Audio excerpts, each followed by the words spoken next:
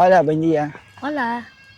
So for today, we're going to San Francisco Park because today is Martes de Campo. Yeah. It's a well-known event here in Oviedo, so we're going to go there and observe. Hindi kami naka-attend last year nito. So Yes. check namin anong meron. Sama ulit kayo sa trip namin.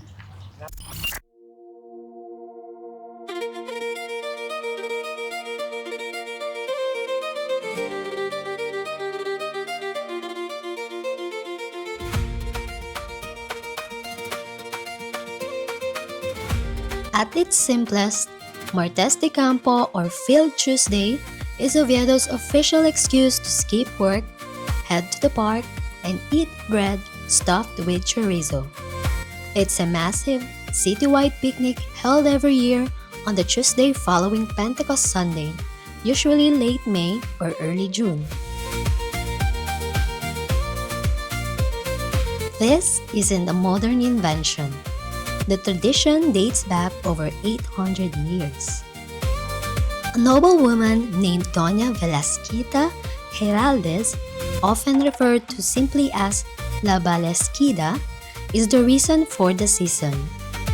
She founded a hospital for the poor and crucially donated her assets to the local Tailors Guild, the Cofradía de los Sastres, and the Good Men of Oviedo. The donation came with a condition.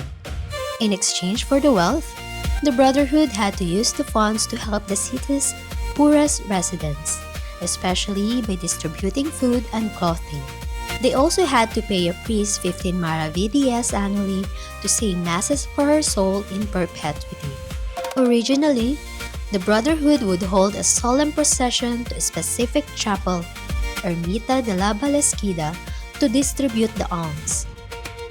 Over the centuries, especially starting in the 18th century, the religious solemnity gave way to a more festive atmosphere. The location shifted to the Campo de San Francisco in the city center, and it evolved from a charitable distribution into a day of outdoor socializing for all citizens.